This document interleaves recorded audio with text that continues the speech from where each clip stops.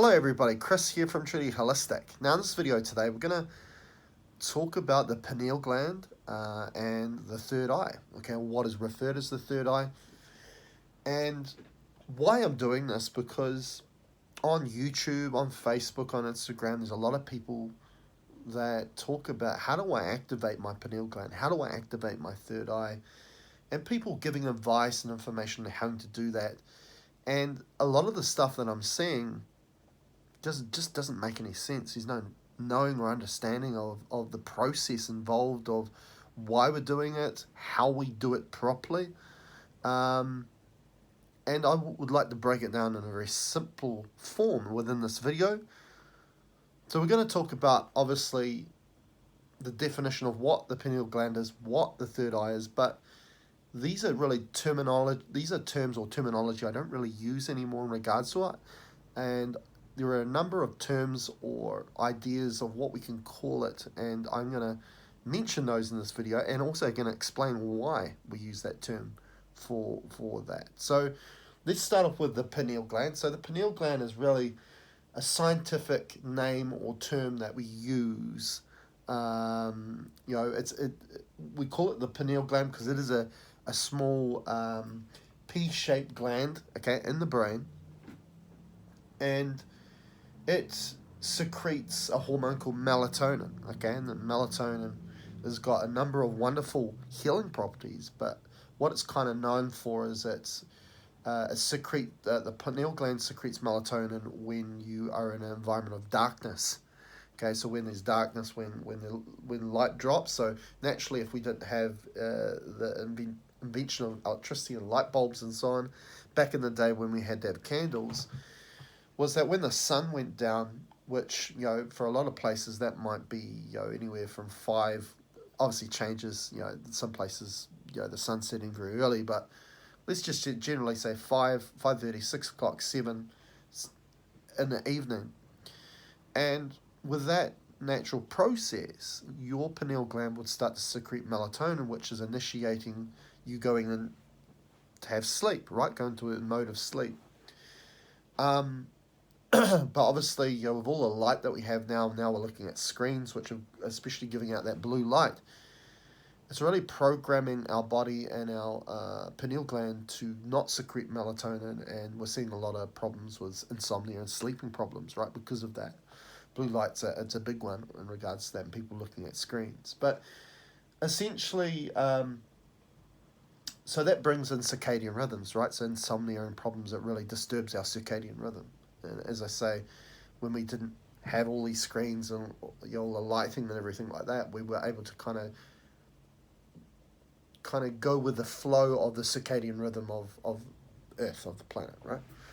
So that is the pineal gland. Now, on a spirituality level, we call it the third eye, okay, in regards to the chakra system and those sorts of things. But also, it's called an eye. Well, the ancients kind of called it, and civilizations called it the third eye, because what they've also found in science is when they dissected the pineal gland, they found photoreceptor cells in there, which are photoreceptor cells for light. So it is an eye, right? So science can't debunk the aspect that we call it an eye. Okay. Now, I'm going to get in some terminology that I use here, okay? I don't call it the third eye because I'm big into Ascension, okay? And Ascension is about growing and evolving spiritually, consciously, which is really in line with your true identity, which is more than being human, right? So we are here as a consciousness, infinite consciousness, through an interface which we call the human, to have an experience here, okay? And we can debate the reasons why we're here, but again, that's not the topic of this video. And our eyes are locked within, which are duality eyes, but 2 eyes, right? Duality eyes. And we're going to get into why we call this the singularity eye in a minute, right? 1 eye, 2 eyes, right? Is that our duality eyes are locked into a reality which we can call a 3D reality. We see everything in a 3D form or 3D geometry form with our duality eyes, which is science says it's a sliver of less than 1% of the visible light spectrum. So we're seeing very little with these eyes. We're kind of locked in just a sliver of the spectrum of light, okay? And so when we call it the third eye, it kind of connects to this whole idea of being locked into the 3D, and I don't like it. It just doesn't resonate with me. And I'm an intuitive energy healer, quantum healer, and it's never sat well with me calling that. Okay, and I'm going to explain why as we go along. And now, one thing I will mention about the difference of, again, pineal gland's kind of a scientific term, third eye more from a spiritual energy consciousness aspect, is that the pineal gland is a physical manifestation of the energy of what that third eye energy facilitates through. Okay, so it's the connection of that too. Very much like when we look at the physical heart and we look at the energy that facilitates the projection of the physical heart, we call that the sacred heart, which is kind of the doorway to the soul or our source self. Okay, and as quantum physicists say, that the idea that we live in a physical reality is really an illusion. It's an optical illusion, because it's just our brain decoding vibration and frequency from the field to then put it in a form that everything looks physical. Okay, so and that's quantum physics. That is the frontier of science that we're currently at the moment. And a lot of the stuff I bring forth in regards to quantum healing is very much in line with quantum physics too. It's not just woo-woo stuff, it's science too. And the cool thing about quantum physics is it's marrying spirituality and science back together. There's been such a divide for so long, sadly, for our evolution really. It's caused an issue with that. So God bless quantum physics. Okay, so let's get into some of the terms. So what do I call it instead of the third eye? Okay, now one of those terms is I've already mentioned, the singularity eye. Okay, and as I say, the duality eyes are locked within and not all of us are locked in within it, a majority of us, okay, with these eyes, are locked within, less than 1% of the visible light spectrum. Now, this singularity eye sees all, okay, as long as it's got its eyes in the direction of the quantum, not duality, okay? Now, these eyes enable us to see duality, and this is what we call just life, okay? The human life, right? The earth, the solar system, the cosmos, the way that we see it, that is all part of duality, okay? Now, the rest of that visible spectrum of light that is more beyond this less than 1% that we see with duality is the quantum, okay? And another thing I'm going to bring into here is quite often some symbolism that we see is the eye of providence, okay? And it's actually on notes, the American dollar, right? On notes and currency, funnily enough, which is symbolic as well in regards to that, because in this duality reality, usually the people that have the most money have the most control, right? It's a controlling measure. That's symbolism as well. But when we look at the eye of providence, what do we see? We see a pyramid, and at the upper part of the pyramid, we see an eye. We don't see two eyes, we see one. So straight away, that's symbolic of the singularity eye, not the duality eyes. But it's locked within a geometry, the pyramid, which is a 3D geometry. So what that's saying is, the symbology of it is that eye, that singularity eye, is being controlled to be remained or contained into the reality that these two duality eyes sees, which is a 3D existence. Now, that's symbolic of control, okay? Because that is just bringing us this wisdom, which is less than 1% of the visible spectrum, and thinking that we're just flesh, blood, and bone. We're nothing more. We're not these powerful, multi-dimensional consciousnesses, infinite consciousness that's very powerful. And that symbology reaches out in regards to the currency and money too, okay, which is again another duality 3D thing. So we call it a singularity eye. And now another term we call it, and we're going to get some terms that I think are more powerful. I call it the Ascension eye. Because the whole idea of ascension, right, is that we evolve, we grow outside of the 3D, okay? These duality eyes can't take us there, but this can, because it sees all, okay? As long as it's in, not looking this way, but it's looking within, because quantum is within. When we look at quantum physics, what do? We expand out that way? No, we don't. Everything shrinks in regards to quantum, right? Everything gets smaller and smaller and smaller. We're going beyond cells. We're going beyond atoms. Okay? And as we look at ourselves, we look at the skin and we see what's under the skin, and that's lymph, and that lymph is sitting on top of muscle. We go into organs and we go into see, cells make up the organs and make up the body. And then we go into the cells and we get into, what mitochondria and all those sorts of things. We go even further into DNA and chromosomes, and we get to the atomic level, and then we get into particles, and you go as far as you can go, and that's the quantum aspect of you, where they find nothing. It's just vibration and frequency, which is a field interacting or projecting itself. That's what we're talking about here. Okay, very microscopic level, beyond that, right? Okay, so it's not about expansion out that way, out to what we think is the cosmos there, it's within. So another term that we can call this is our insight. Okay, because the quantum aspects of ourselves are within. It's not out that way, it's within. And as I said, even if we look at it from the view of as a physical level, the pineal gland, it's got photoreceptor cells in it.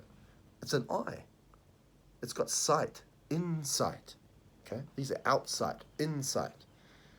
Okay, so that's another term we can call it, as insight. Okay, and if we're going to call it the third eye, a lot of times we're locking our capabilities of where this can take us. Because another word for it is it's our navigator. Okay, of where we want to go, where we want to grow, where do we want to evolve. So if we're going to call it the third eye, we're just limiting ourselves to, again, for me, the third dimension. Okay, so I call it the Ascension eye because the Ascension eye is about evolvement. It's not about limitations. It's about limitless capabilities. Okay, and if this is our navigator, well, I don't want to restrict its navigation. Okay. Another thing we can call it is our quantum eye, as I mentioned. We can have these eyes on duality, but sometimes these are not the best things to trust. Okay, because as we grow and evolve through spirituality and consciousness, and we create a space for ourselves, which is a meditative space, we learn by feeling our way, not thinking our way. And sometimes these can trick ourselves, and we get into the aspect of thinking our way through life instead of feeling. Okay. So another term we can call it is, and this is very powerful, is our place of attention. Okay. I was told, channeled, that our two biggest powers, okay, not as the human, but we can use it here as the human, if we have the awareness to know how to use it, but as an infinite consciousness, when we understand the game that's being played out in regards to this reality, which we call duality, okay, is one, the first power is where we place our attention. Our second power is how we use our intention, okay? Why I've put it in that way, with place of attention more powerful than an intention, because our place of attention then affects how we use our intention. Because we can sabotage, we can create through destruction instead of construction. Okay, depending on where our place of attention is being placed. Now, place of attention is the war between our duality eyes and our singularity eye. Okay, if we're letting these duality eyes control our singularity eye or our quantum eye, quite often we get led by the mind or orientated by the mind. That's where the terminology of mind control comes from. And we start to create with fear. Therefore, we sabotage our reality. Okay? But if we have the awareness to know about spirituality, about our consciousness, about the important role that this eye has, this singularity eye, this quantum eye, this ascension eye, then that can lead us. Okay? That can lead us to our multidimensional aspect of ourselves, which is beyond this reality. Okay? Where these two eyes can't take us. So you can see how important our place of attention is. Okay? Because what we do when we place our attention, where we place our attention or our focus, is another term again for this eye, is we immediately consent our energy to go into where we place our focus, where we place our attention, to create it. Okay? So let's say we had a lot of traumatic experience in our life. And if we hold on to that experience, because remember, we're here as a human to have a human experience, but not understanding that how we use that experience. We have the experience to reflect and learn from, and then we let it go. But majority of us hold on to memories, which are in this association of the past, and that's an association of time, and that's when time controls us. It's a very vulnerable place to be. Because when we place our attention on the past, we bring that past to the present, and our present becomes the stepping stones of our future. So our past becomes our future, so we end up being in this never-ending loop. We don't evolve, we don't grow. Okay? So quite often, we have experience in our life, we hold on to experience, especially if it's traumatic, and we don't know why we can't move on with our life. It's because of how we're using our place of attention. Okay, that's how powerful it is. So instead of thinking of the things what we need to fix, what about placing our attention on the things we've always wanted to do and create? There's a difference. Okay. Let's have a look. So, we've given it a number of turns so far, right? The Ascension eye, because this is going to take us to wherever we want to go. Okay, if you want to stay here on this 3D, okay, but for a lot of us, we wanna learn more. Okay, we want to know more. We want to connect to a multidimensional aspect of ourselves, which brings through an incredible amount of wisdom. Okay, here at Truly Holistic, I get often asked, people come up to me and they go, "Can you refer me to the book where you learned this, or where you got this information?" I've got to tell them, and I end up having to tell them that I didn't learn this from anywhere. This was all channeled through me. It came through me. Because we're a medium. This physical vessel is an interface or a medium back to our infinite consciousness. Okay? And if you know how to do it the right way, you allow that information through you. You get to a point where you don't need to get information from anywhere else. And that's a really cool thing. Okay? So, what do we call it? Ascension eye. Okay? We've called it the quantum eye. Okay, these are duality eyes. Okay, duality out that way, quantum within. Hence why we also call it insight. Okay, we call it the singularity eye compared to the duality eyes. We call it focus, again, because focus, place of attention, creates your reality. We're creators of reality. It's our navigator. Okay, it's a navigator of where we want to go, how we want to create our life how we want our life to be. That's how powerful it is. Okay, so coming back to, as a summary, the start of this, that a lot of people want to know how to activate their third eye, activate their pineal gland. Well, to activate that, you need to understand the game of reality that's being played out. Okay, the difference between duality and the quantum. Okay, because these are duality eyes and that there. Okay, really, do we want to be calling it the third eye? it feels, I'm very sensitive to how a word, because you could use 5 or 6 or 10 different words to kind of describe something, but you'll feel the difference when you say the word. One feels kind of low vibrational, one feels more abundant, and Ascension I feels more abundant to explain this. And when you know more knowing or understanding of what this can do for you, why would you call it the third eye? Call it the Ascension eye. Call it your navigator. Call it your place of attention. It's everything.